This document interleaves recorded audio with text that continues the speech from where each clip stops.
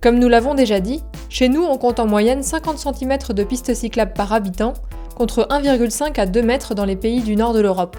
Il nous faudrait donc construire 100 000 km d'aménagements cyclables pour rattraper notre retard. Mais la quantité ne fait pas la qualité. Qu'est-ce qu'un bon aménagement ?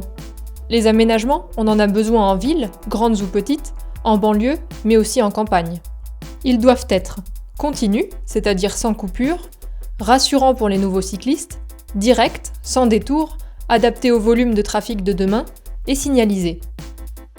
La continuité des aménagements cyclables est un facteur majeur de réussite. Certaines zones urbaines ont un réseau cyclable important, mais qui manque d'efficacité, et peut même être dangereux au croisement ou lors de coupures. Prenons exemple sur Séville en Espagne, qui a misé sur un réseau cyclable limité, mais immédiatement continu et séparé des voitures. Si l'on compare ce réseau à celui d'une grande ville française, la continuité fait toute la différence.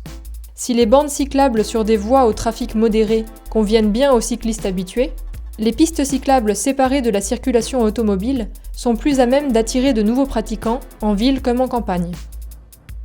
De plus, la pratique du vélo loisir sur des aménagements comme des véloroutes et voies vertes est un bon premier pas vers une pratique au quotidien.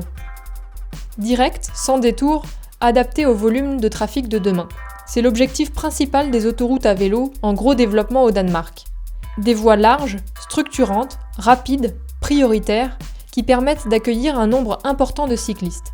Ils trouvent aussi leur place des vélos à assistance électrique plus rapides, des vélos cargo plus larges pour le transport des enfants ou des marchandises. Et signalisés pour faciliter l'orientation et faire connaître le réseau. Mais qui doit aménager ? Dans la plupart des cas, ce sont les communes qui aménagent. Mais quand les intercommunalités ont la compétence de la voirie, cela facilite les continuités des pistes cyclables. Deux réseaux permettent aux collectivités locales d'échanger sur leurs expériences. Vélo et Territoire et le Club des villes et territoires cyclables. La FUB, la Fédération des usagers de la bicyclette, et son réseau national de 337 associations, sont force de proposition.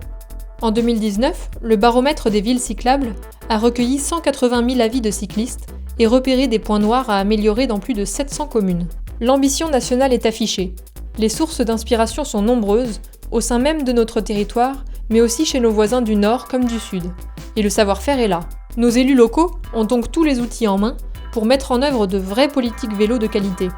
Mais ne créons pas des aménagements uniquement pour les cyclistes d'aujourd'hui, pensons surtout aux cyclistes de demain.